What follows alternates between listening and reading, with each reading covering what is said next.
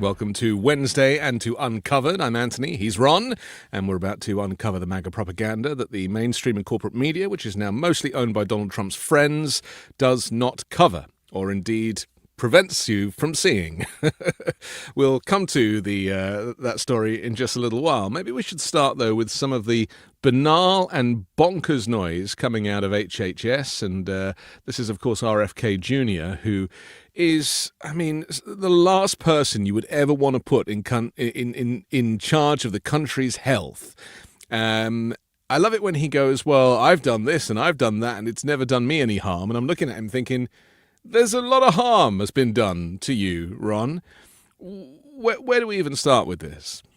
I mean, we've chronicled the bizarre, weird past and current behavior of RFK Jr. for quite a while now. Mm-hmm. I mean, we spent a lot of time during the presidential campaign on it, and we know that he was only picked for one reason, and that is that this was the video he released last night. I mean, this is so bizarre that I had to fend off so many people who were like questioning if this was legit, because it could be AI, couldn't it? There's so much AI out there, of course, right. And we know that he's a steroid freak, he's been a heroin addict and all these other things over the years. So it's kind of bizarre that he is the health czar, given the fact that he was a heroin dealer. Right.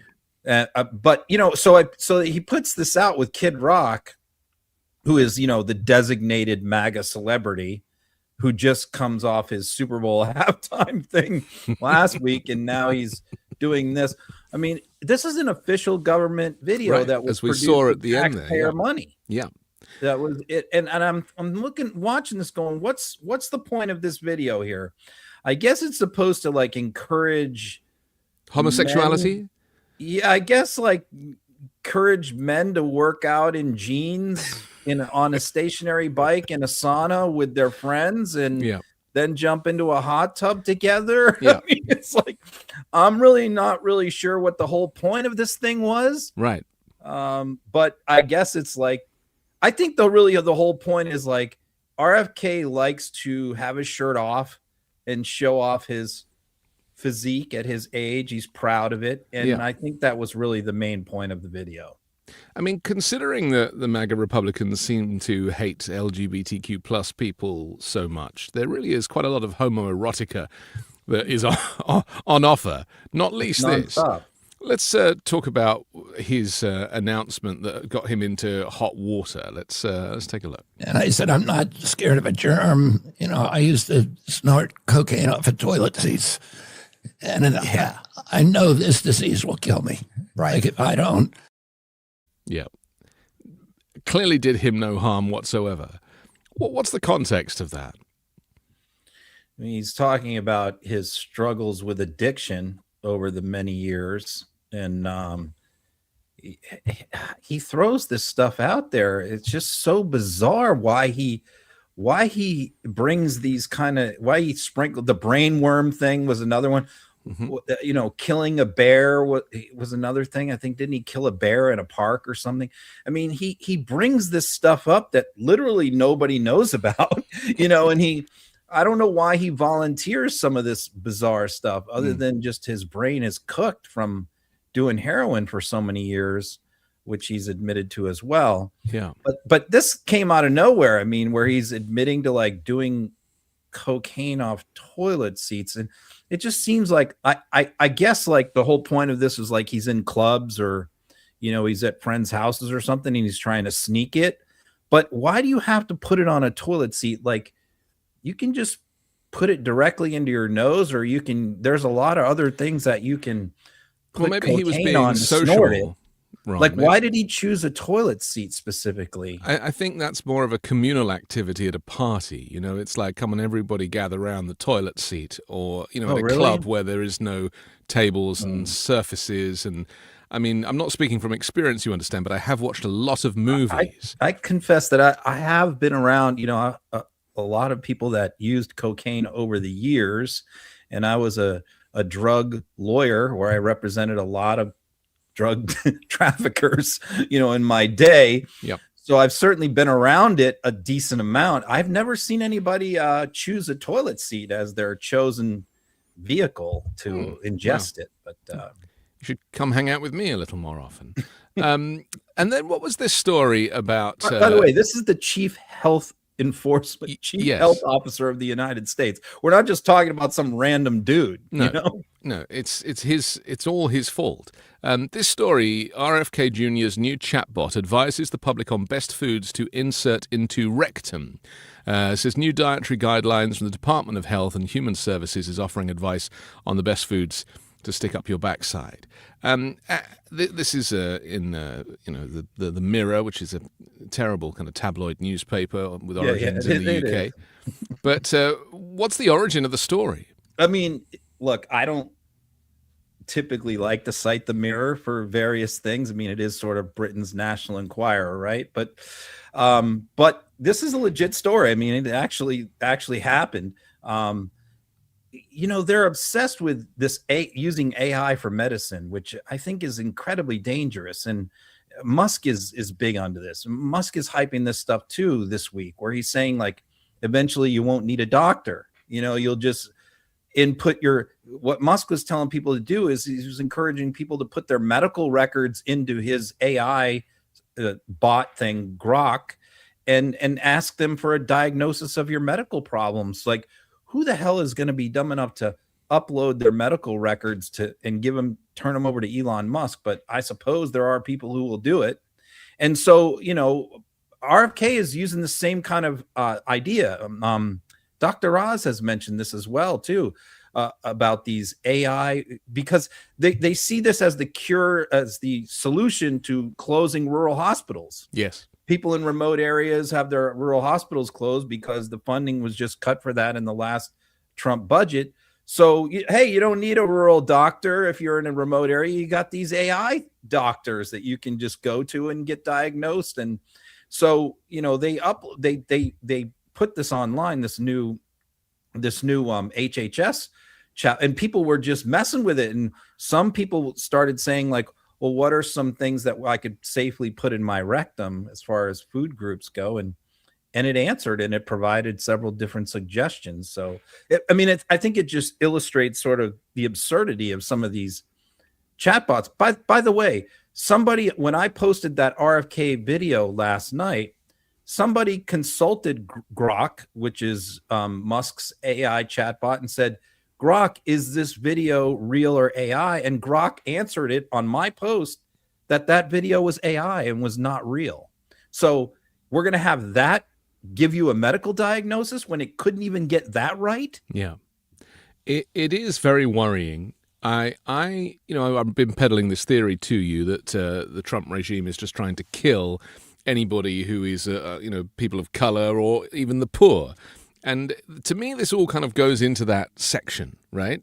It's like, if it's the same with, they changed the wording on the kind of autism risk today, which would basically, for some, very few, I'm sure, but some people might kind of try certain miracle cures. I think it was kind of the equivalent to bleach that could ultimately kill you. And I'm sure that in the backs of their minds, or maybe in the front of their minds, Ron, that they're thinking, well, we don't want autistic people in America. And so by changing the guidelines and by giving these kind of alternative versions of a doctor, i.e. a chatbot, that it will be survival of the fittest, and that ultimately it will reduce the population and it will increase the kind of the white Aryan race, the superior race will continue to grow because they can afford to get proper doctors. I mean, it sounds dystopian, but it's not far from our reality. When you look at some of the nutcases that are running these AI companies, yes, there's just not one normal person among them. I mean, I look at the Palantir guy, Karp, I look at Sam Altman, I look at Musk. I mean, it's like, is there Zuckerberg? I mean, is there just like one normal human being that is running an AI company right now? And these are the people that are supposedly going to like take over the world and run our lives. It's like, I'm in no hurry to accelerate this process by having the federal government subsidize any of it. But it's a good an easy, profitable solution for a kind of MAGA Republican authoritarian government to claim that they are offering services when there are no services. Do you know what I mean? It's like it's cheap. Yeah. local hospitals and family doctors. That is what they should be offering. And of course, none of that will be available. You know, they're even talking about like mental health counseling using AI for that. And that's even more dangerous. Right. I mean, I know the VA is talking about this. I've heard this, that they're gonna float this for vets to have AI give them counseling for their PTSD. And it's like, veterans already have the highest suicide rate in the world, you know. But they want them dead. We need to start kind of getting into the mindset of these people, of these white supremacists, that they want people dead because they're of no use.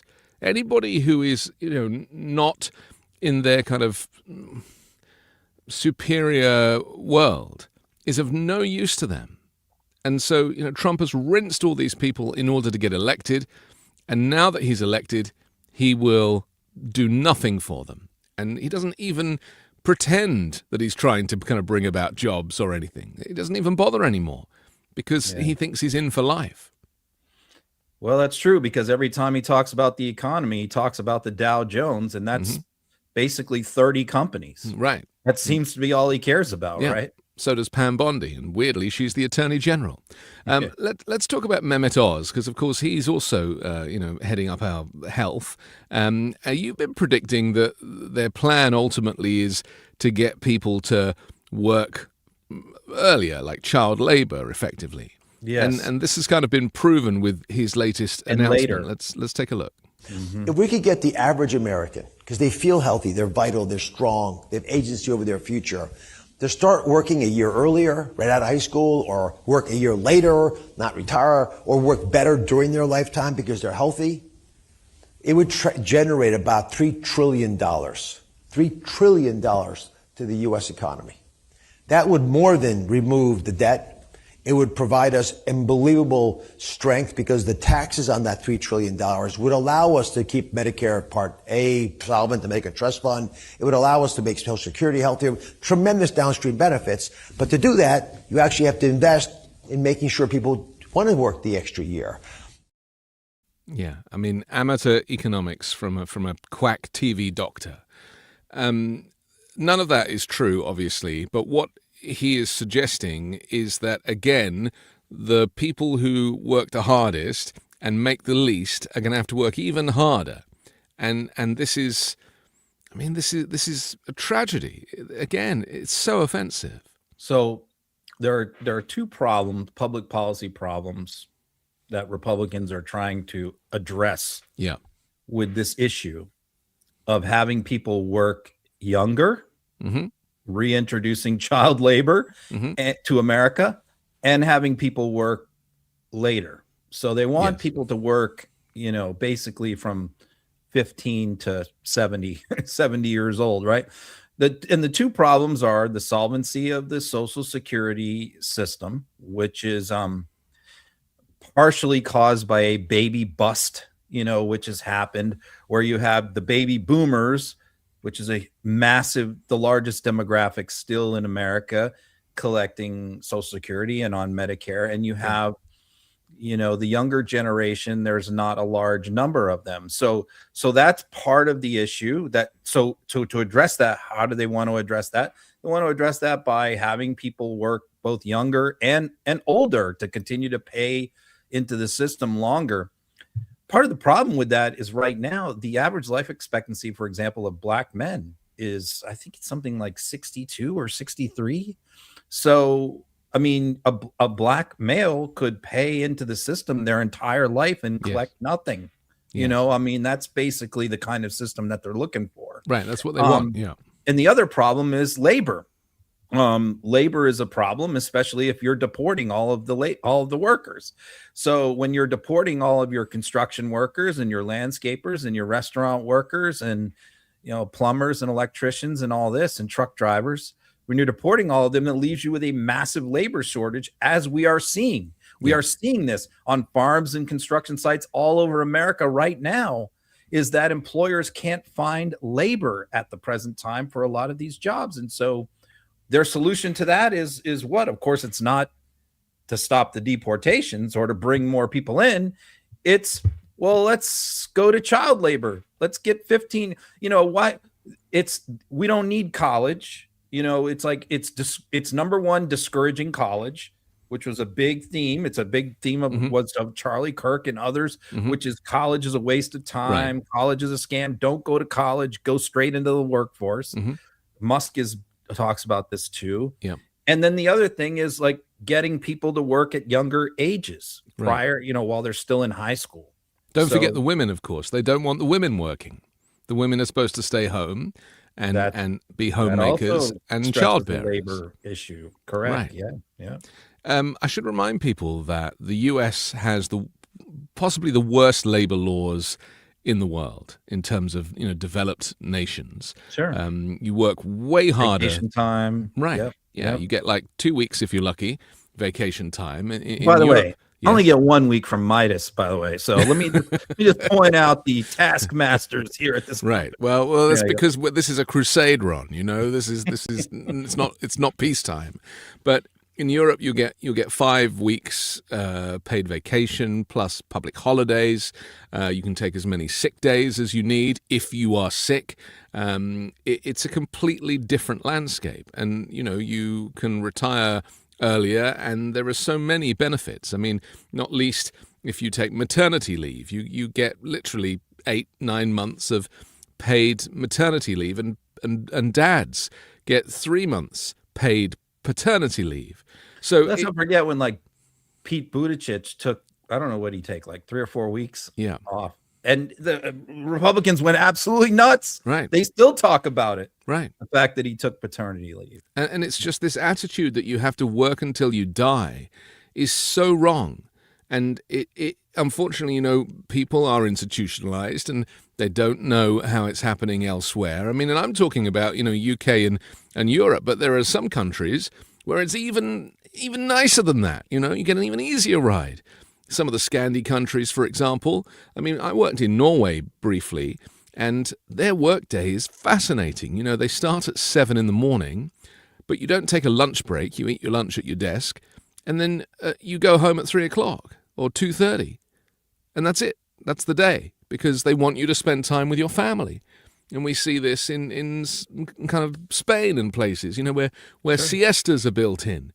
And some countries, they insist that you take Fridays to go to the beach with the kids. I mean, who'd have thought? When I was in Chile, I don't want to get too sidetracked by this, but sure. But one of the things I asked somebody was, there's no store hours. All these shops, there's no hours on the door to say when they open and close. And the guy just laughed at me and he said, that's because they open when the manager or the owner gets here. And they close when they decide to leave. Right. And that could be different every single day. Yeah. You just, it's like, oh, that's totally different than the United States. I can tell you that. Well, in Norway, when I was working there was a 7-Eleven, and that was like, oh, it's open from 7 till 11? Like, it was incredible. These hours were incredible. And all their liquor stores are closed all weekend. So if you want to buy alcohol, you have to buy it during the week. Because, if you go get it on the weekend, then you might misbehave. It's kind of interesting. Everywhere is different. But it's just important we remember that here, your work protections are minimal. In fact, we have another clip, don't we, from the Florida AG, who also is trying to insist that we need to get people into the workforce a little younger as well. Let's take a look. So we're booming. Our trades are doing well. We need to focus on our state college program, our trade schools, getting people into the workforce even earlier. We passed legislation last year to help high school students get their hands dirty and get on job sites more quickly. So I think there's a lot more we can do with apprenticeships, rolling out, beefing up our workforce, and trying to address the demand that is undoubtedly here in the state. So what do you want to... I mean, again, it's just trying to normalize it and make it seem like it's okay, and it just isn't okay. Here's the thing. I mean, like I lived in Florida for 32 years and represented so many migrant workers and over the years. And And mostly I represented them because they couldn't get driver's licenses in Florida, but they were still working. And most of the time, and I represented them, they were charged with driving without a license, and they were driving a work van on their way to a job site when they were pulled over by the cops. So they weren't doing anything wrong. They were just driving, but they didn't have a license because they couldn't get one under Florida law. So I predicted this. I posted this like a year ago when they were going to do the mass deportations. I said, look, I know for a fact that like a huge percentage of construction workers in Florida are migrant labor. And if they're going to start deporting all these people, and that's the situation right now in Florida. Mm-hmm. In Florida, you have construction sites all over the place where they can't find any workers. Their jobs are halted in process. And so now you have the Florida Attorney General going on talking about we need to relax the child labor laws, and they're showing construction sites on the screen there on Fox, and they're trying to get high school kids to start doing construction. But here's the problem. Trying to do construction in Florida is a different deal because it's 100 degrees. These construction sites have no air conditioning. Right. So they want people to be hauling concrete blocks and up on roofs. Mm-hmm. And sure, the migrant workers that are coming from El Salvador and Venezuela and Colombia, they do it all day long and they don't complain and they work their butts off. And they're going to get an American high school kid to go do that? Good luck. I have a new theory about the deportations and the detention centers that I just want to run by you, because I'm sure you've been seeing, about these warehouses that they're trying to buy up, and, they'll hold 10 or 12,000 people and they want to do it everywhere. And some places are actually saying, no, we're not going to sell you our buildings for this purpose, which I thought was kind of helpful. But my concern is that they're actually not planning on deporting people. After this initial mass deportation and closing the border and all of this kind of, electioneering rhetoric, that actually they're going to seek mass incarceration, as they have done with, traditionally with people in state penitentiaries and elsewhere. And I think that they'll then eventually put people to work, kind of slave labor within these spaces. Has that occurred to you that you shouldn't need these holding cells to be this big and to this they're spending $137 billion on this, the acquisition of these warehouses? That to me sounds like they're building concentration camps that will be for people to work, earn $1 an hour if they're lucky, or nothing. And the worst thing about these facilities to me is that they're for-profit private companies. This is the thing. If you deport someone, you can't make money out of them, Ron.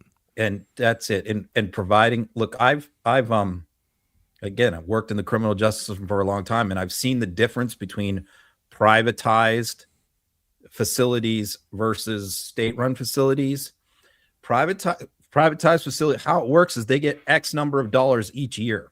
Yeah. So you get money to build the facility. Okay, that's typically like one company, and then oftentimes it's a different company that actually gets paid to run the facility. Mm-hmm. And then you might have a different company that has the contract for the food, another company that has the contract for medical care, and they get X number. They bid for these contracts, and they get so they get X number of dollars a year. So let's say you're in charge of providing medical care for one of these huge, massive private warehouse detention centers, and you bid $3 million, let's say, to provide medical care. Now that includes medication, everything, psychiatric care, everything, soup to nuts. So you get a flat fee. So it's not like you're not getting paid based on the services that you're providing. You're just bidding for the contract. So let's say you get $3 million. Well, now every dollar of that you spend on medication and doctors comes out of that $3 million. Mm-hmm. So you have every incentive in the world as a private company not to provide care. Yes. And not to provide proper medications, because that costs you money out of your profit. And that's the difference. And I've seen this in many of these privatized facilities. The medical care is horrendous. The food is horrendous. Everything is horrendous because These are companies, these are corporations that are trying to make money and cut costs everywhere that they possibly can. Where can you cut costs in a detention facility? Food, medical care, clothing, electricity. Sure. And they're going to cut those things to the absolute right. Laundry. I mean, it sounds simple, but everything. And water, right? Fewer showers, less water, hot water. Yeah. Everywhere that they can save a buck, they're gonna save a buck. Well, you heard it here first, because it kind of occurred to me in the middle of the night last night that I was like, I don't think that these facilities are really holding cells for deportation. To me, these are private prisons. Well, because here's the other problem. Think about it this way, because this could feed into your theory. Yeah. Which I just thought about, which is, once these people get deported, these companies go out of business, right? The facilities close. Yeah. Same thing with all these ICE agents. These ICE guys are not, what Trump has promised is that everybody's going to be deported in 3 years. They're all going to be gone. So all these ICE guys think that they're doing this as a career. But if all the migrants have been deported, what are you going to do with all these ICE agents? What are you going to do with all these facilities? What are you going to do with all these contracts? These people are not going to want to go out of business. And remember, ICE agents have broad jurisdiction. They don't just deal with immigration. They can do other policing activities as well. Correct. And that's what we're going to see, certainly leading up to the midterms, with the intimidation and goodness knows what else. I also realized that, if they put people, because obviously they've run out of drug dealers. It's a great campaign issue for a Democratic presidential candidate in 2028 to pledge to shut all these things down. Yeah. Well, to abolish ICE would be a nice thing, as opposed to just making them take their masks off. You're probably not going to get many candidates that are going to go that far. Yeah. Although they might feel like they need to win the Democratic primary. Sure. But I think I think you're already seeing it with some of the presidential candidates. They're looking to thread the needle. Like Gavin Newsom has not gone that far, for example, and others. They're looking to say it needs to be like downsized. It needs to be, even Hakeem Jeffries and Chuck Schumer have not said abolish ICE. Yeah, well, that's just stupid in my view. But that's going to be a hot button issue, because there are definitely going to be people that are going to run to the left of them in the primary who are going to say that. Yeah, but you can abolish ICE and do what immigration enforcement used to be, which was a kind of civil enforcement, right? That is true. I mean, it doesn't have to be militarized. It doesn't have to be Gestapo style. You also give people warning. You say, okay, you're going to be deported. You've got 2 weeks, and get your affairs in order. I mean, become a civilized country again. Because the problem is, the rest of the world is looking on, and they're seeing how the U.S. is collapsing and its democracy is collapsing. I think that somebody who's the presidential candidate, and I've been talking about this a lot lately with the guys at Midas. The presidential in the past, like, Democrats have always wanted to avoid this issue when they're running for president. They just don't want to talk about it, right? Because it's such a hot button issue among the Democratic Party. Should be the reason you talk about it. The candidate who comes up with the smartest, comprehensive immigration policy to run on is one that is going to have a huge advantage, because I think that they'll have an advantage over the people who just don't want. You're going to have people that are just going to say abolish ICE, abolish everything, shut it all down, and then you're going to have people that are going to try and be very nuanced, and try to avoid the subject. But I think the candidate who is very thoughtful and comes up with a long-term comprehensive plan is someone I'm going to look to get behind, because I don't want to just have like no policy, and then I don't want to have like abolish everything policy. I'm looking for somebody that has a smart long-term plan, but really, ICE, and there are people out there talking about it. We'll see. ICE should have been abolished by default the day that Renee Good was murdered. In any civilized country, the moment something happens that's that egregious, then the kind of system. We didn't even get an investigation of that. Nope. Well, they covered up investigations, didn't they? I mean, this is what's so frightening about it, and then they lied about it. And so that's what we're dealing with. These are not normal times. This is not peacetime. It is a kind of slow-moving civil war, really, as I see it. And, just because it's not as we would expect, with kind of muskets at the ready. But and we've now shut down DHS over it. which is the Democrats must stick to their guns. I think that a lot of the pressure that's been put on them to do that has come from the grassroots, which has been great. It's come from people like us and others who have made it very clear to our representatives that we will not accept a compromise on this issue. And I think it was very smart for the Democratic leadership to separate out DHS from the rest of the budget. Yes. Now we can just say, okay, we shut down DHS. The rest of the government, the military is fine. Everything else is fine. But, we're not going to compromise on this until we get serious reforms, however long that takes. I should remind people, though, that it doesn't stop the ICE raids because they are already fully funded. Funded. That is a problem. It was part of the one big beautiful bill, and we had 7 or 8 Democrats in the Senate who voted to pass it. Yeah. Let's talk about the rest of the world for a moment. Marco Rubio has been doing a kind of a tour. This all kicked off at the Munich Security Conference. They passed the continuing resolution. They didn't vote for the one big beautiful bill. I don't want to make that mistake. Yeah, well, they should still be ashamed of themselves, Ron. Let's be honest. They kept the government open, right? Yeah. Marco Rubio has basically went to Munich. I mean, you remember J.D. Vance's speech last year, which was saying that if you don't embrace the far-right parties, then, you are going to be responsible for the collapse of Europe. And now Rubio's come and he's actually saying the same thing, but with slightly different language. And he's talking about civilizational erasure. This is all far-right Christian nationalist craziness. It's bonkers. And obviously Europeans who feel the kind of the traumatic history so much closer to home than Americans do, they are hurting because of this. They are so mortally offended by this.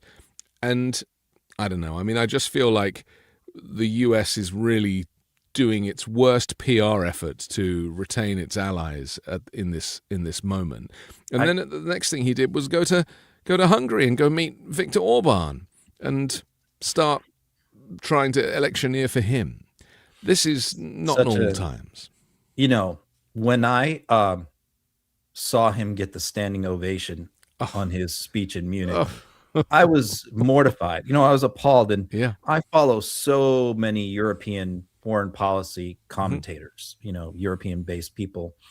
And I immediately went to my Euro sources after that speech because I was just a little bit shook up by it, because I listened to the speech and I didn't see anything in there that warranted a standing ovation, other than the fact that what he did was he talked about, well, we're an ancient partnership and, America was born out of Europe and we're always going to be together and friends and this and that. And it's like, you took that language and I think the commentators that had the best takes were the ones who compared it to a battered spouse syndrome, which is like what they were saying is these European leaders over the past year have been so beat up and traumatized, as you just said, by this relationship and what has happened to it between the United States and Europe, right? And all the crazy shit that Trump has said and Vance has said.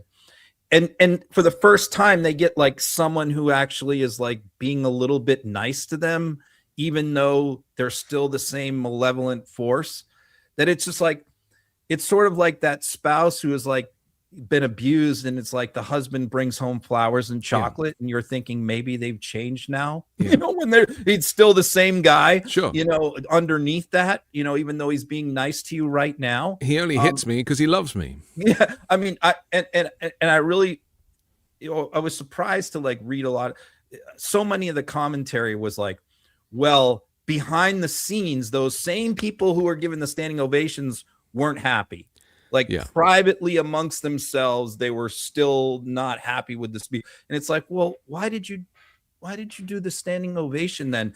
I think it was more of an emotional reaction. And then hours later, they thought about it and they were like, that real speech wasn't that great. I would suggest that it was strategic, Ron. These European leaders, they're much smarter than Rubio and Trump and anybody in the administration. Calculated to, and so it's calculated because, right? They stand up and clap because they want to give the impression that they are supportive, but ultimately, I mean, they did this with Greenland, didn't they? You know, they basically didn't publicly announce anything, allowed Trump to do it, organized something behind the scenes, pushed Trump off the Greenland scent for a little while. They actually are quite smart operators. And I feel like, you know, they know what they're doing. They probably did it with a pained expression on their faces. But I think there was some strategy there to try and play the United States a little bit. But then what happens right after that, right? What happens is there's two, obviously, rogue leaders in Europe, Fico and in Slovakia, and Orban in Hungary, that are pro-Putin, pro-Russian leaders, the only two in Europe. And they were the only two who didn't go to Munich.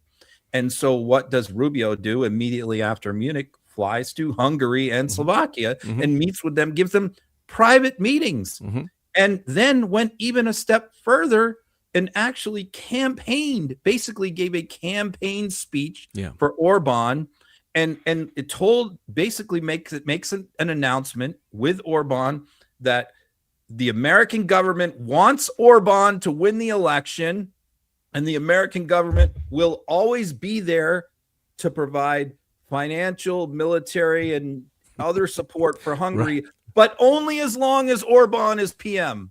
If Orban loses, then, well, all bets are off. That's just a horrendous, disgusting. I don't know that the United States has ever done anything like that before. Well, because it's never been run by Nazis, Ron. Let's take a look. It is the kind of thing that I think, for example, I can say to you with confidence that President Trump is deeply committed to your success, because your success is our success. Because this relationship we have here in Central Europe through you is so essential and vital for our national interests in the years to come.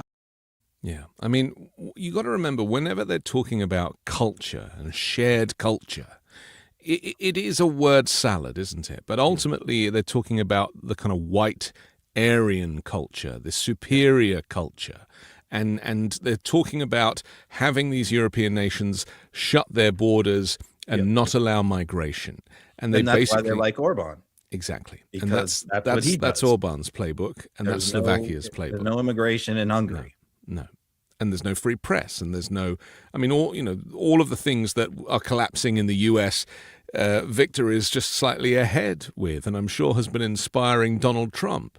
And so it is something that we have to take very, very seriously, because whilst Marco Rubio obviously is of Cuban descent and wears a nice suit and has a nice smile and a nice comb over, that doesn't mean that he is not dangerous and evil and doing the devil's work on behalf of Donald Trump. And think about this. He emphasized in his speech, we only played a small part of it, but he emphasized how special the relationship is between the United States and Hungary, and how vital it is to our national interests. And I'm thinking, what exactly is special about the U.S.-Hungary? Like, I'm not aware of any major trade occurring between the U.S. and Hungary. I'm not aware that they are vital to our military interests in any way. They're not especially valuable as far as their strategic location. So what exactly is it about Hungary that makes it so special and unique? Well, it's because it's got an authoritarian, person who leading the country who praises Trump all the time. Right. That's the only, but that's not, there's no ties between the American people and Hungary. The only special relationship is between Trump and Orban. This is the problem when a president is not working with the national interest in mind. It's all about him. It's all about who curries favor with him, who's nice to him, who sucks up to him, who blows smoke up his backside. This is who Donald Trump is. We know this. We've been dealing with it for a decade. But when, and you can kind of handle it within the U.S., within the borders of the U.S. and the state warfare. But the moment it becomes a kind of international thing, and it started with the tariffs, remember, when he brought that board into the Rose Garden, and he's like, these numbers are all based on who he likes. There was no science to it. And so I really feel like we've gone beyond the point of no return now. And, I've been doing this new feature with Michael Popok called Global AF on Legal AF. And he and I actually have quite opposing views about it. Is this a new thing? It's a new thing. I'm not cheating on you, Ron. No, tell me about it. I mean, don't worry about it. But you're still my number one. You know that. It's all right. I got it. But I got enough things going on. He thinks that the U.S. legal system is going to kind of basically make everything okay, and that the democracy will hold. And I talk about the point of no return from the European perspective, that they are looking at the fact that the U.S. electorate has voted this evil creature in twice now. And what does that say about the American people? And so this lack of trust between Europe and America, I think it's severed for a generation. And even if the Democrats were to win, I agree. I don't know that they could repair it. I don't think like if a Gavin Newsom or whoever, wins in 2028, I don't think Europe is going to come just running back with open arms crying. I think they're going to be very wary that, hey, we could have Vance in 4 years. Yes. Or worse. Well, but Vance is worse than Trump. People need to realize that. And just I think they realize that. They certainly do, because they had him make a speech last year. But they also know that this cult of personality kind of doesn't matter anymore, because Trump has now taken control of America, of the judiciary, of the co-equal branches of government. The guardrails have gone, the Supreme Court, the judges. I mean, he really is on a bit of a roll. And whilst he might be losing court cases and, having to reverse here and there, he still has the controlling stake. And 77-odd million people did vote for that. And so it is not a very good advert for the United States to the rest of the world. No, it is not. Agree there. I'm pleased we agree. I always knew you and I were on the same team. Let's talk about Lindsey Graham, because he has got involved in this. Wasn't there some kind of altercation that kicked off like after the Munich Security Conference where Lady Graham kind of threw a fit? Tell me about that. Well, that was when he met with the Denmark's PM and Greenland's premier. Oh, yes. He had a private meeting. So Lindsey is on a world tour, and he appears to be just drinking heavily, because in interview after interview, he just is slurring his word. He's circling the drain. I mean, he's definitely got some issues there with his drinking. It's just painfully obvious to everyone with his erratic behavior. And so he goes over there to Munich and he causes a scene there, and he talks about in Munich, how he doesn't really give his word, that doesn't give a shit about who owns Greenland, and Trump's gonna if we want it, we'll take it. Then he has a private meeting with again, where he was demeaning, belittling, misogynist because the Danish PM is a woman. Yeah, I mean, that's Orla Jolson. She's a journalist from Greenland. You can go ahead and read that. Yeah, so she basically says new details are emerging about a heated meeting on Saturday afternoon at this hotel in Munich between several senators and members of Congress and Prime Minister Mette Frederiksen, along with Greenland's Premier Jens Frederik Nielsen. It was during this meeting that Senator Lindsey Graham reportedly went completely off the rails. The American outlet Puck had previously described how so-called F-bombs were thrown around the room. Imagine Graham on his worst day, a source told Puck. But they can now reveal events unfolded even more violently than previously reported, that Graham's outburst was directed in particular at Mette Frederiksen and Jens Frederik Nielsen. He called her little lady, a source who was in the room said. And then there's another it continues, doesn't it? Because as if it couldn't get any worse. The rant, as a Danish source who was present in the room described it, came across as extremely demeaning toward Denmark and Greenland, particularly after the little lady remark directed at Mette Frederiksen. Graham's behavior was described by a source as outright disturbing, shocking, and extremely inappropriate. An almost theatrical scene also unfolded between Graham and Premier Jens Frederik Nielsen. Graham yawned directly in his face in a way that could only be interpreted as mocking. And so Senator Elisa Slotkin was so shocked that she stood up and left the meeting. It was too much for some of these American participants. I mean, this is nuts. Why is Lindsey Graham out there anyway? I mean, he doesn't hold a cabinet position. He's the chair of the Foreign Affairs Committee in the Senate. So, he's very influential there as far as money goes, appropriations of foreign aid goes. He's influential there. But yeah, I mean, this guy's been like a maniac. He went to Israel as well. He's somewhere else today, some Middle Eastern country he's at today. I think UAE or something like that. I think he's in UAE today. What he's busy working on today is trying to get a war started with Iran. Right. So yeah, it's bizarre that. So not only do we have these Trump administration people running around saying and doing crazy things in Europe, but we also have the Republican leadership of the Senate in the form of Lindsey Graham doing it. It's just, we're burning bridges everywhere. And Graham was supposed to be somebody who is like another person that Europe would look to as an ally, a buffer to Trump, because he's so pro-Ukraine and, he's pro-NATO and he's a neocon. Him and John McCain were best friends, and he was John McCain's disciple. So I think a lot of the Europeans sort of looked at Lindsey Graham the same way they looked at Marco Rubio, as sort of this person that they can turn to when times get rough with Trump. And yet this visit is sort of burned all that to the ground with his behavior. Let's take a look. But the goal is to get outcomes. Yeah. Who gives a shit who owns Greenland? I don't. So the point is, Greenland is going to be more fortified, Right.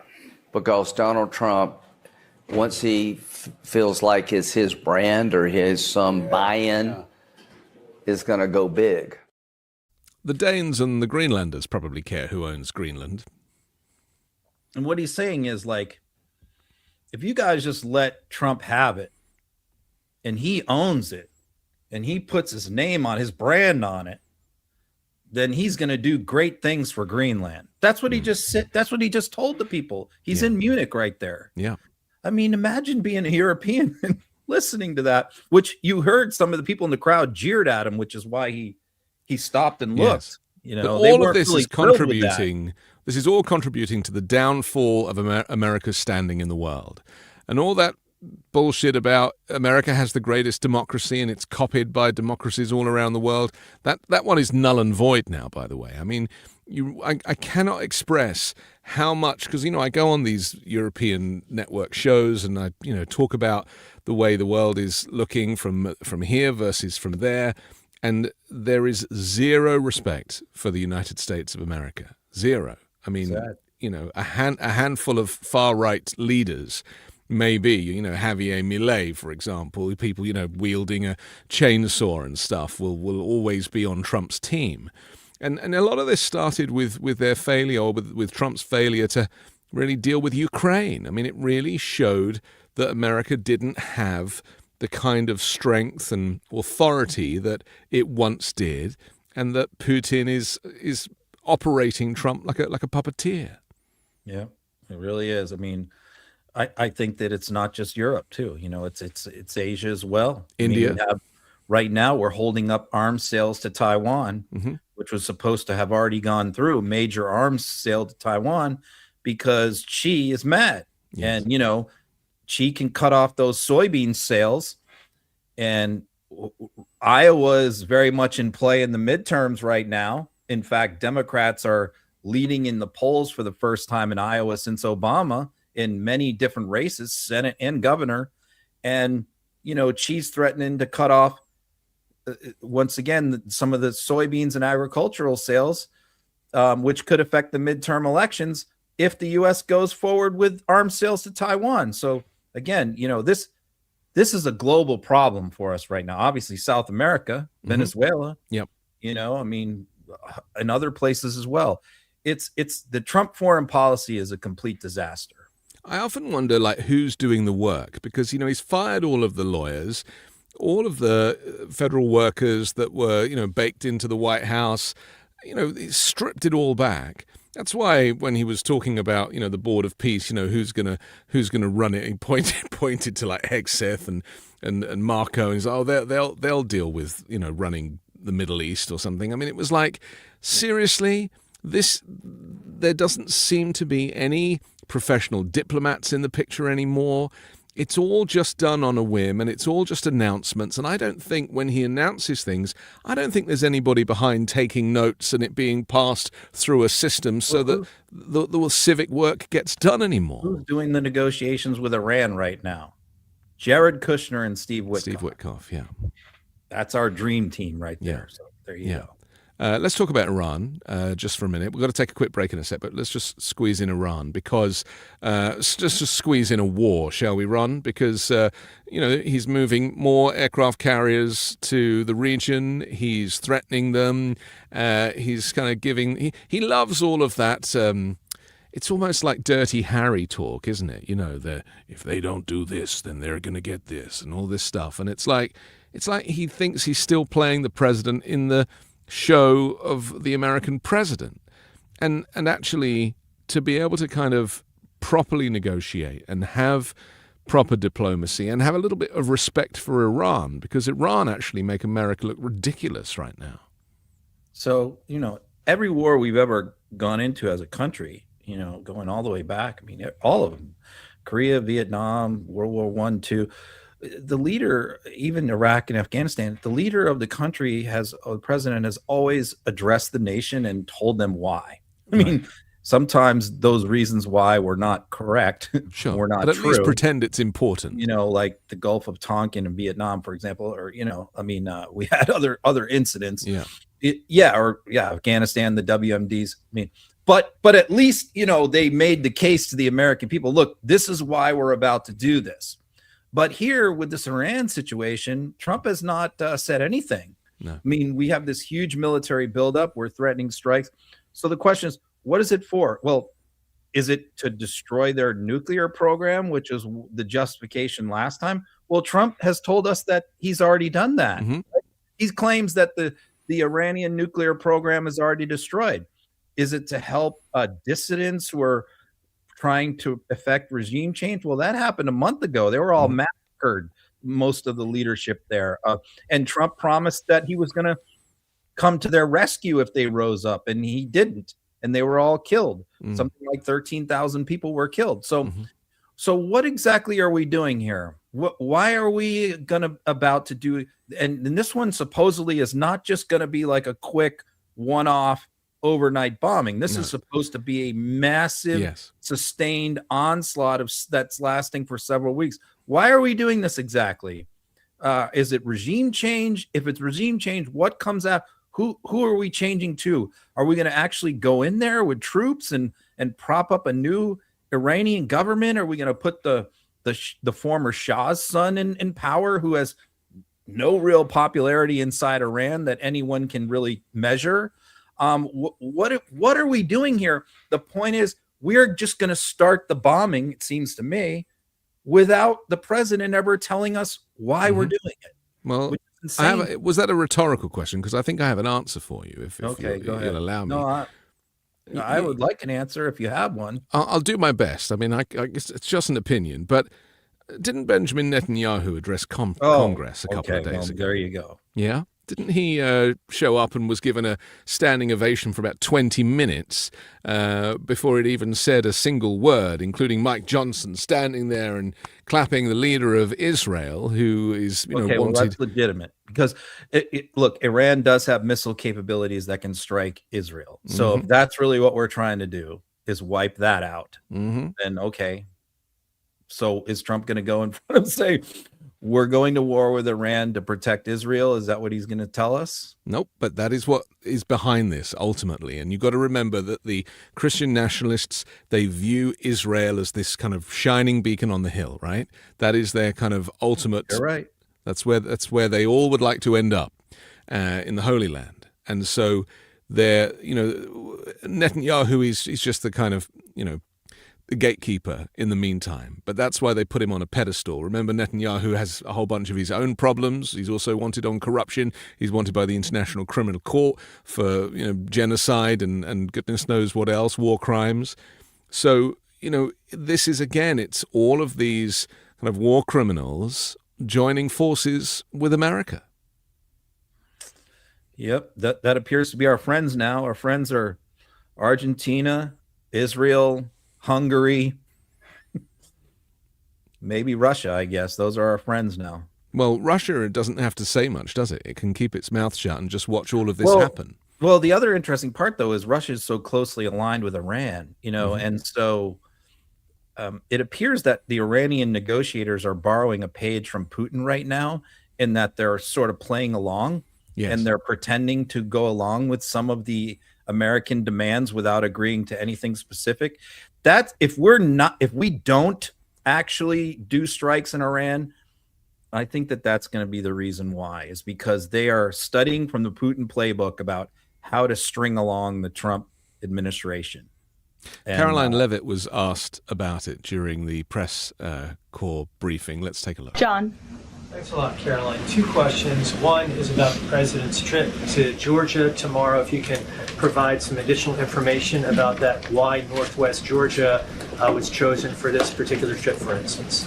Sure. Well, Georgia is obviously a very important state to the president and to the Republican Party, and the president loves the people of Georgia. He'll be touring, like I said, a steel facility, and then he'll also be stopping by another local business, and he will be giving remarks on affordability, on the economy, on all of the great economic news that I just shared with you earlier. He'll be meeting and greeting with everyday Americans, and that's what the president loves to do, to get out across the country, and he's spoken about his intention to go across the country a lot more, and obviously tomorrow's trip is evidence of that. Secondly, last week, as you know, big... That's not what I was hoping she was going to say. I thought No, she was... not, but that's a good clip, because the choice of topic from that reporter was a good choice of topic, but a bad question, because the question was too vague and gave too much wiggle room. The real issue is the fact that Trump is not just going to Georgia. Trump is going to Rome, Georgia. So that's really my question, is why is Trump going? Well, who grew up in Rome, Georgia, and who now presently lives in Rome, Georgia? Marjorie Taylor Greene. Right. So that's why he's going. He is going, I think, because he wants to try and stick it to her. He believes that he's going to go into her own backyard, the place that she represented in Congress, and I think he's going to go there and he's going to trash her. He's going to slander her name. He's going to go after Marge Greene in her own hometown, because what he believes is he is more popular than her. But I am not so sure about that. I think that Greene is very, very popular in Rome, Georgia. And it would not shock me if Trump decides to go after Greene at this event, if he gets booed by Greene supporters. That's going to be something, and this is happening tomorrow. It's going to be something very interesting to watch. 2 things. One, will he specifically attack her, which I think he will? And then what will the reaction of the audience be? It's so interesting. If you were to ask me a year or so ago who of the Republican, kind of MAGA Republicans that I think would kind of break out and take on Trump and stand up for women's issues, and I would never have picked Marjorie Taylor Greene. And yet, I have a bit of a soft spot for her now, which I never did before. And I'm very interested to see how this plays out, because she could do Donald Trump an awful lot of damage. And that is maybe the bit I'm looking forward to the most. Trump sabotaged the Republican candidate against John Ossoff, which was David Perdue, back in 2020, because they had that election was in January of 2021, right just 3 days before January 6th. It was January 3rd. And Trump went there right before the election and said all the elections in Georgia are rigged. He theoretically was supposed to be campaigning for Perdue and Kelly Loeffler, but in reality, he told all the Republicans in Georgia, your elections are all rigged, and they didn't show up. And that's a big reason why Ossoff and Warnock won in 2020 their seats. So now he's going to go there, Northwest Georgia, in a crucial area, and when Ossoff is running again, and it is a hotly contested election, and he's going to burn more bridges with the Republican voting base by going after Greene in her home district, voters that they desperately need to turn out for whoever their Senate nominee is. I mean, it's almost like he's on a mission to destroy the Republican Party in Georgia. Well, it's all personal for him. There is no national strategy. And so, or if there is, the personal stuff comes first, as far as Trump is concerned. We have to take a quick break, but I want to come back and talk about the dogs, Ron, because they're coming for your dogs now, those Democrats. They don't want you to have dogs anymore. Before, apparently, they were eating the dogs. Now you can't have one. Let's take a quick break, and we'll be back in just a moment here on Uncovered. We give up comfort all the time, but style doesn't need to be another reason. That's why I've been living in Mack Weldon's Ace collection. It's inspired by their best-selling sweatpants, but everything feels way more elevated. I've got the Ace sweatpants and a half zip, and they're insanely comfortable, soft, stretchy, breathable, but they actually look put together. I'll wear them traveling, running errands, even casual meetings, and I never feel underdressed. The fit is relaxed but clean, the materials feel premium, and honestly, there is a confidence boost knowing that I look good without trying. It's classic, effortless, not flashy, it just works.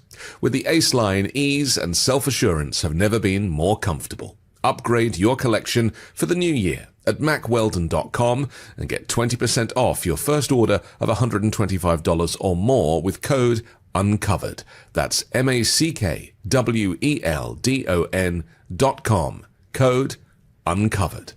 Channel the fresh start energy of the new year and finally launch your business with Shopify. 2026 is the year you rewrite your story, your own future, and make your entrepreneurial dreams come true. Start your business with Shopify in 2026 and become who you're meant to be. 2026 is the year you launch your business, the year you transform into an entrepreneur, founder, boss. One powerful move puts your future firmly in your hands. Starting a business with Shopify. Maybe you've got an idea you can't shake, a craft everyone tells you to sell, a store you've already designed in your head. With Shopify, 2026 is when you finally make it happen. Shopify gives you everything you need to sell online and in person. Millions of entrepreneurs have already made this leap, from household names to first-time business owners just getting started. Shopify gives you all the tools to easily build your dream store. Choose from hundreds of beautiful templates that you can customize to match your brand. Setup is fast with Shopify's built-in AI tools that write product descriptions and headlines and help you edit product photos. Marketing is built in. Create email and social campaigns that reach customers wherever they scroll. As you grow, Shopify grows with you. Handle more orders, expand to new markets, and do it all from the same dashboard. In 2026, stop waiting and start selling with Shopify. Sign up for your $1 per month trial and start selling today at shopify.com/uncovered. Go to shopify.com/uncovered. That's shopify.com/uncovered.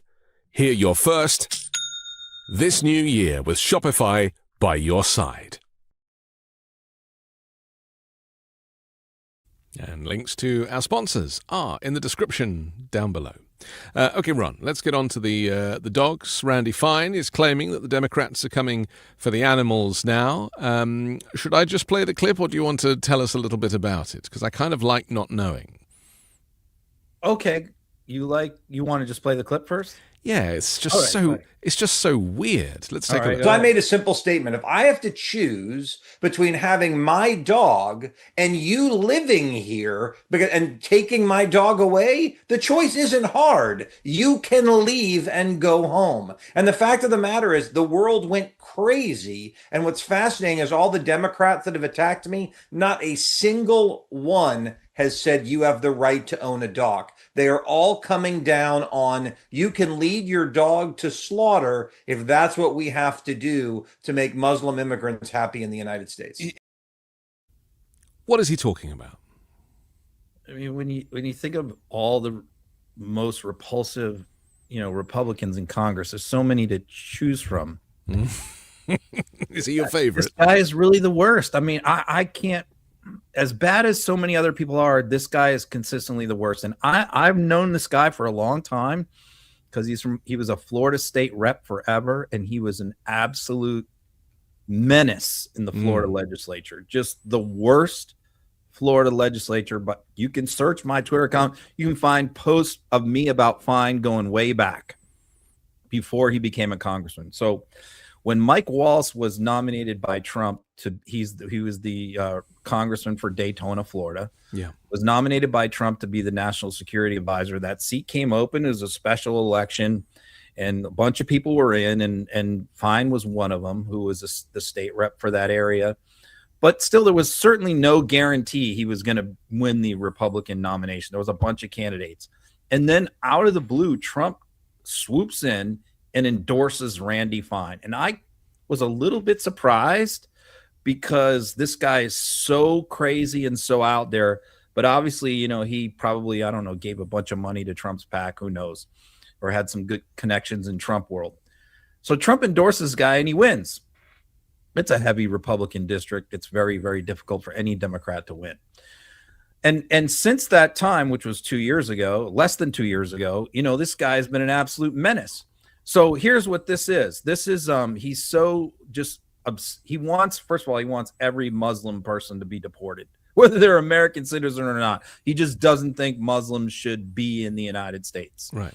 And so you have this one random woman in New York City who is a Muslim who apparently like supported Mandami, you know, but is not like, doesn't work for him, isn't part of his campaign, not part of his staff, but is a Mandami supporter.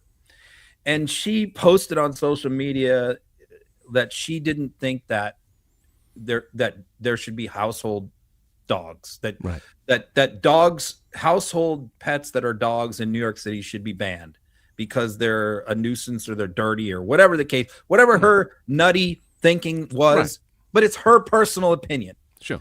So Fine picked up on that, being the anti-Muslim freak that he is, and tried to tie it to Mandami, then tried to tie it to AOC, and to claim that Democrats are going to come, they're going to try and ban dogs. They're going to try and ban dogs. That's quite a stretch. And that's he's been on this crusade all week. He's been all over TV, Fox, Newsmax. He's done like 20 different TV interviews over this, claiming that the Democrats are anti-dog and that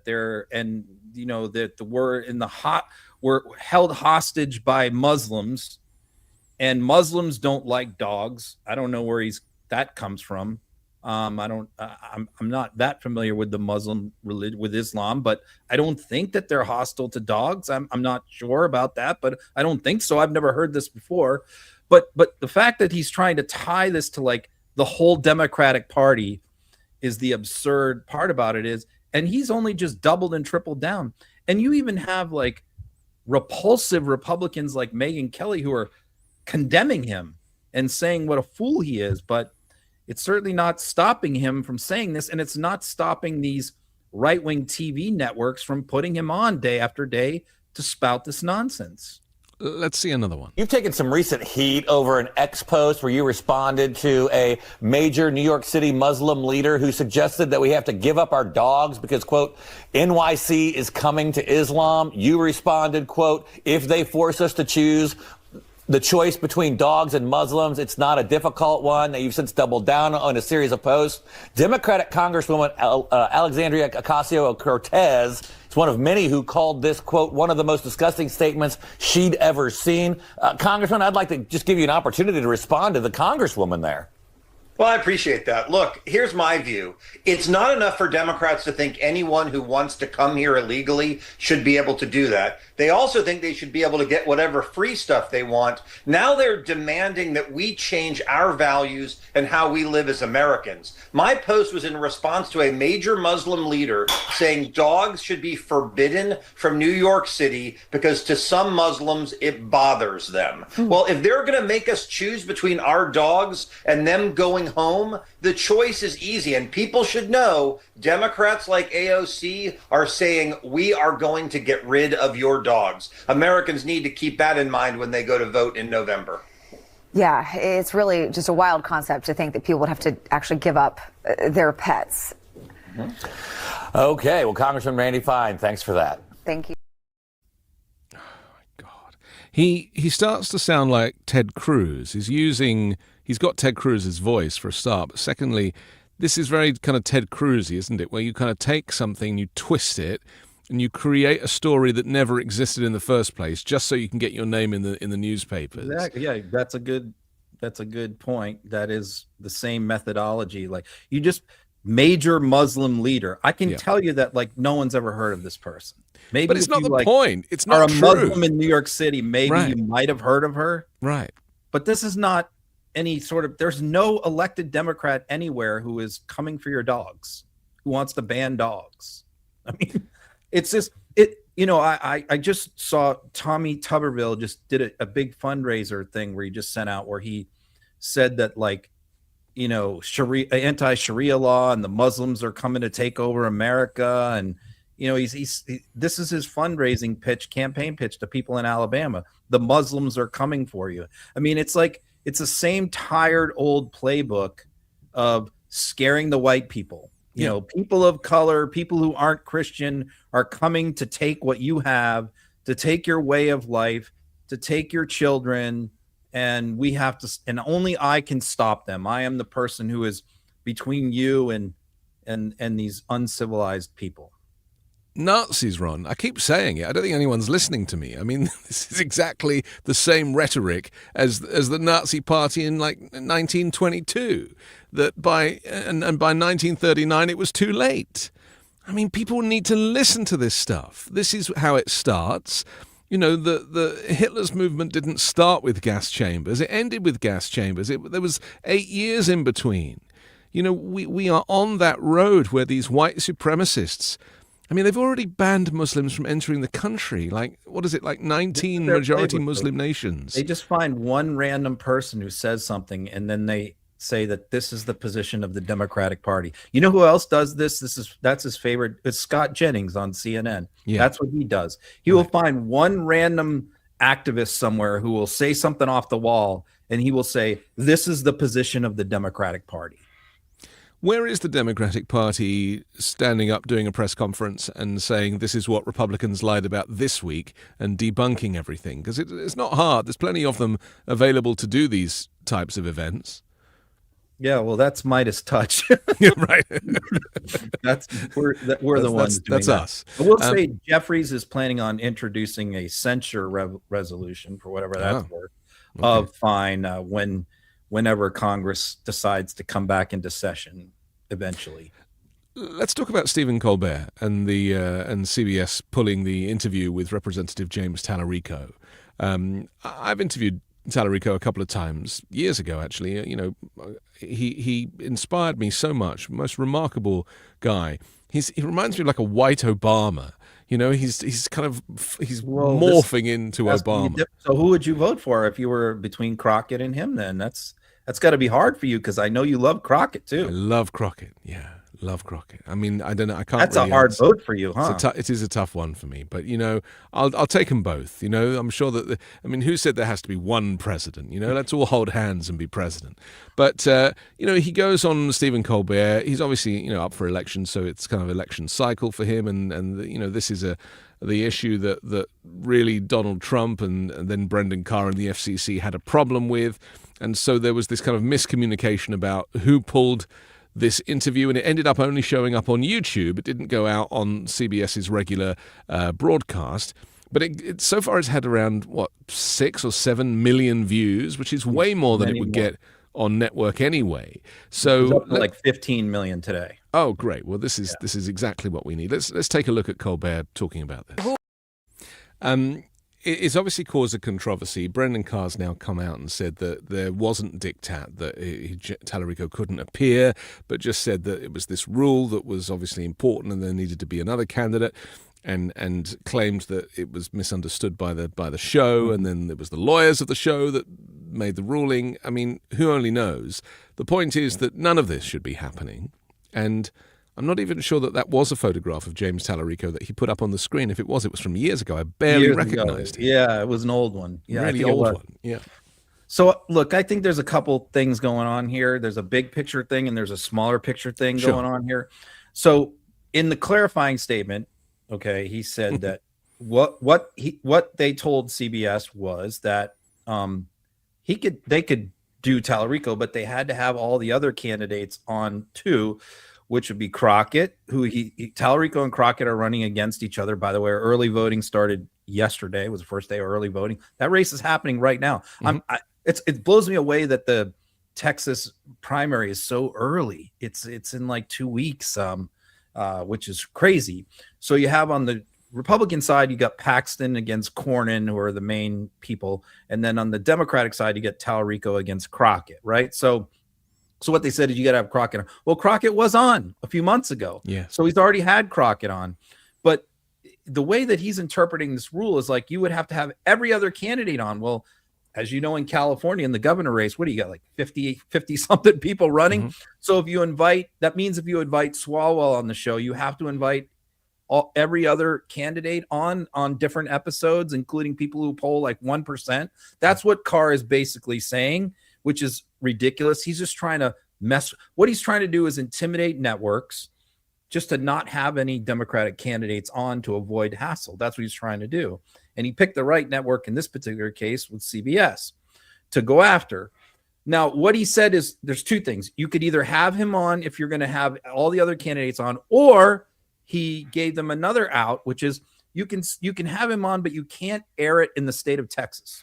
So all the TV stations in Texas can't run the show. I mean, that's what he was saying. He's saying Colbert was lying because we gave him that option. Well, that's no option at all. But the other smaller thing here that's going on, that's the big picture part. Mm-hmm. The smaller picture part is this. Democrats want to run against Ken Paxton. And Ken Paxton is leading in the polls because Ken Paxton is toxic to independent voters in Texas. So Democrats want Paxton to win.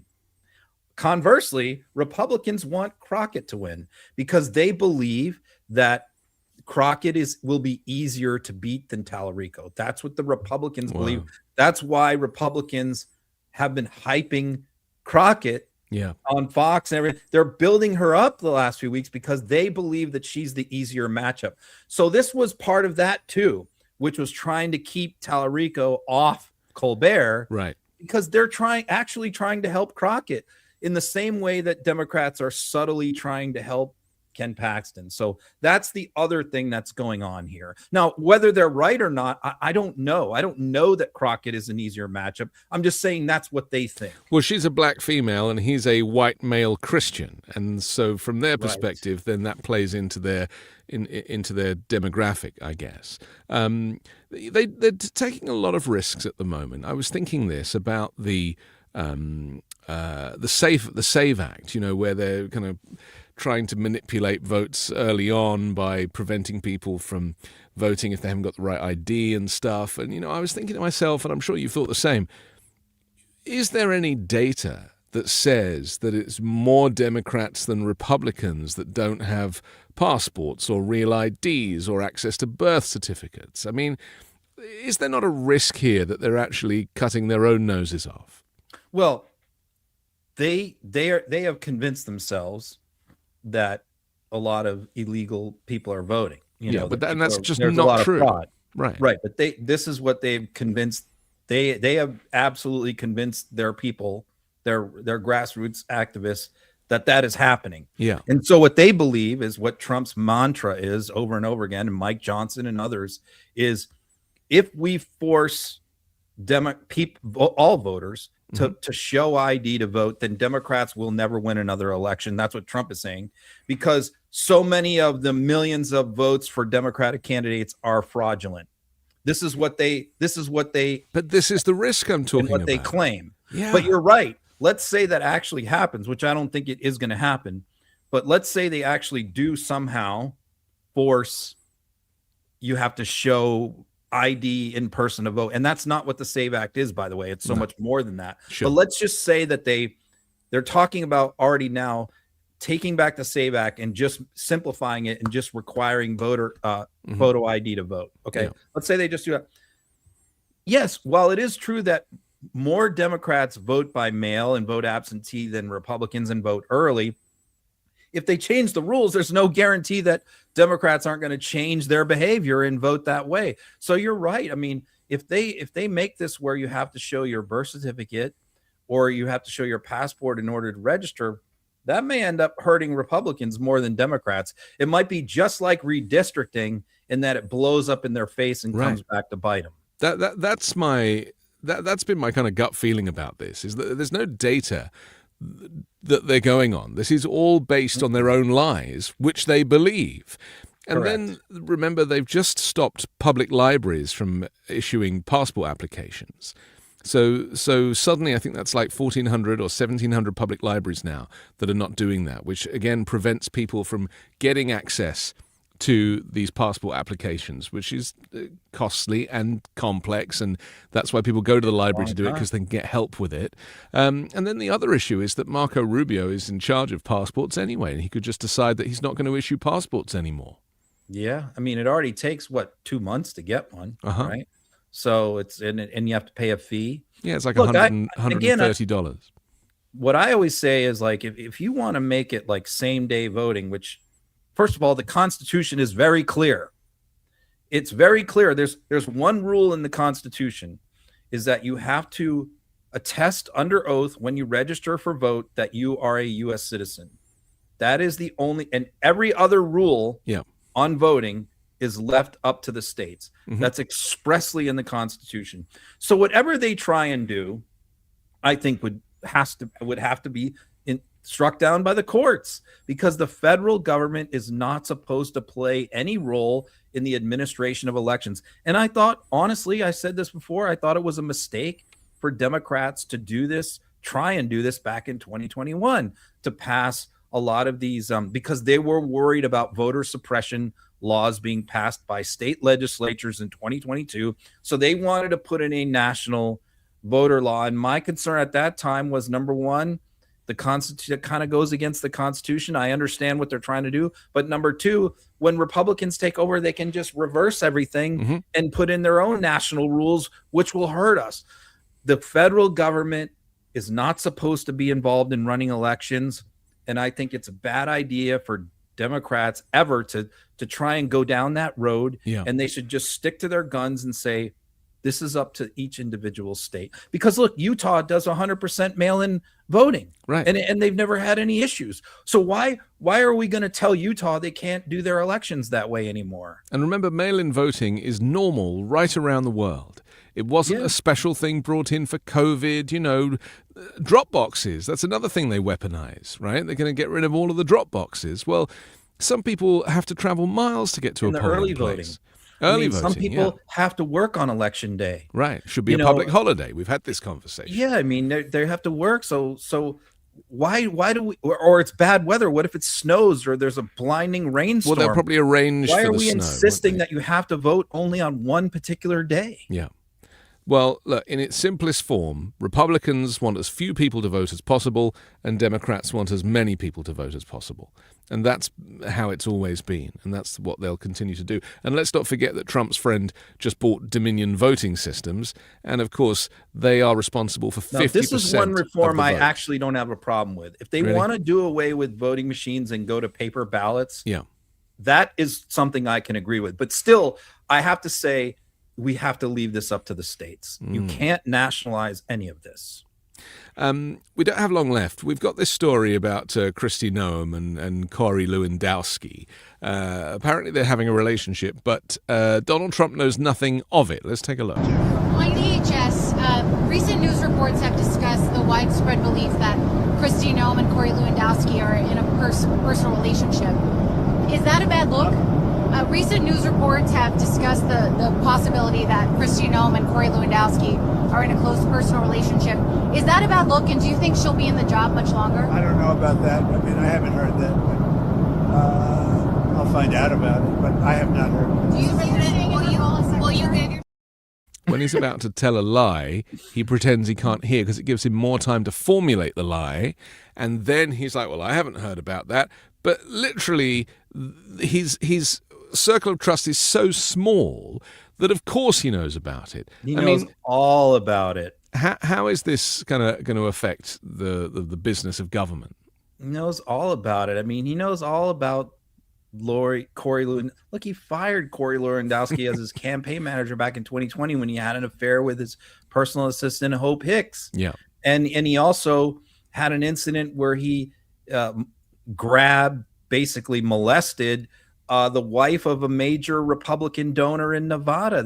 And he was prosecuted criminally for that, for a misdemeanor battery charge for groping the wife of a big Trump mega donor. Corey Lewandowski has a long history with Noem, and Noem has brought him in as her unofficial chief of staff. They fly around together. Noem has had a hell of a week. I mean, a major story came out that they're flying around on a $70 million jet that, by the way, has a bedroom on the plane. The two of them are flying around the world together. It's a Wall Street Journal story that has not been denied by anyone. Her chief spokesman just announced yesterday that she's quitting. She's leaving, Tricia McLaughlin. So she's leaving. And so you have this affair thing with Lewandowski, who has no official position in the government, but he's just like Noem's concubine. Right. And we have this other story where Corey fired a Coast Guard pilot because they switched planes during a trip and he forgot to get Noem's blanket from the one plane and transfer it to the other plane. She's got to have her blanket. Her binky. He left her binky behind. And and I'm like, Corey Lewandowski is not even an official government employee, and he's firing Coast Guard pilots. Yeah. And of course, they had to rehire the pilot after they fired him because they didn't have anybody else that could fly him back on the trip that they were on. So they asked Trump about this because it's like Lewandowski has no official position in the government, and yet he's basically running DHS. She doesn't really run it. No. Corey's running it. And so, they go to Trump and all these reports are like Trump was well aware of their long-term affair. They're both married to other people, but it's like the worst kept secret in DC that they've been carrying on this affair. When she moved into the Coast Guard commandant's house, he gets a house right down the street from there. It's the work. He knows all about it. All the press reports is he's bothered by it. He doesn't like the fact that they're in a relationship. And so he gets asked about it and he denies that he knows anything. Oh, I don't know anything about it. I mean, of course he knows everything about it, but he just doesn't want to talk about it. This government, I hate to call it a government because it really isn't, is it? It's a shit show, is the most insane, chaotic thing ever. I mean, Trump always complained that Joe Biden didn't do anything. Well, Joe Biden presided over a functioning government where you had people in positions of authority who had experience, who were trusted to get on with their jobs and run the departments, and that's why you never heard anything, because if you don't hear anything, it's all going good. But every day we are dealing with this chaos, this insanity, falling out with people getting fired, people resigning, countries being bombed, people being kidnapped every single day.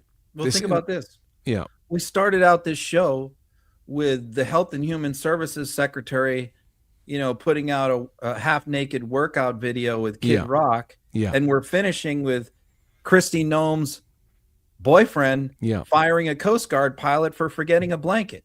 Yeah. That's where we're at. Well, you and I need to keep our shirts on because, that would really bring the level of this program down. We have to finish. We'd lose a lot of people. You think? If we did that. Yeah, but it's just head and shoulders, Ron. All the good stuff's hidden. Listen, we'll come back next Wednesday and bring you another Uncover. Don't forget to download the audio podcast. The show sounds just as good when you can't see us, so that drops later tonight. And we'll come back next week and bring you another Uncovered. Thanks a lot, Ron. All right. See you next week, everyone.